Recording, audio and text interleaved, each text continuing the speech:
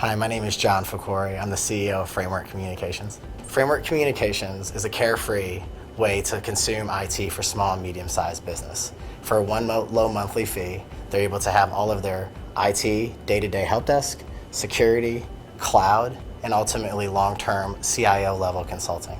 So one of the things that we decided that we needed to do is ultimately hire not based on someone's capabilities or what their skills were, or maybe the skills that we thought we needed for a particular position. Certainly we thought that was an important component, that someone have the skills to actually deliver IT services. But one of the things that we started to do is actually hire based on core values that we agreed to and we agreed upon as an organization. We looked around the organization and saw those who were most successful, those who really were the best team players, if you will, and really started to consolidate and summarize what those core values were. And that gave us an ability to really look for the people we were trying to hire. That really gave us our ability to really compete. It gave us the real differentiator, which ironically in technology services is actually people. One of the things that we do, for instance, is that we value risk takers more than we value mistake making, if you will. And so we expect you to start getting comfortable with failure. We don't even actually think of it as a bad word at Framework. We view, actually, if you think about almost anything in the history of mankind that's been successful, at some point it's actually looked like failure. And so we really try to make sure that we emphasize within that people that can be resilient, people that can take a punch in the face and be willing to stretch their bounds every day, get comfortable with the word failure, and really realize it's just part of the process.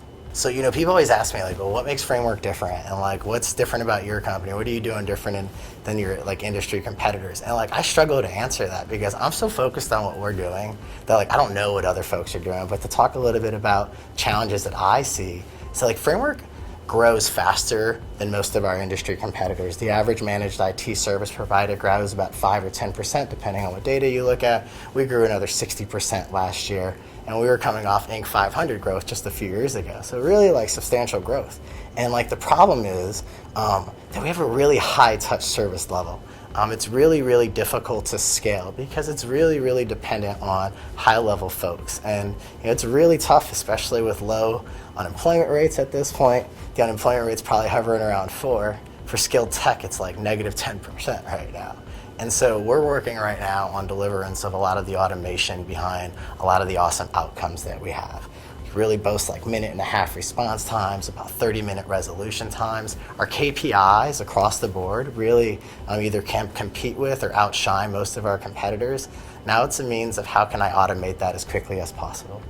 So one of the things that we've learned by surveying our employees is that they ultimately would actually value more paid time off than a higher salary. They'd actually value working for a company that is aligned with their core values as a person and their principles more than they would working for a company that would pay them more where that wasn't the case. And so that's one of the things that we've learned that we were somewhat shocked by, that we were nervous that we couldn't compete with the Googles and the Apples in paying these folks the exorbitant salaries that tech people are paid. And what we find is that we can pay them a competitive salary, but ultimately offer them a more experience that's enriched around development, and ultimately an experience that's aligned with their core values as well, that we'd be able to keep them. And our retention has been phenomenal.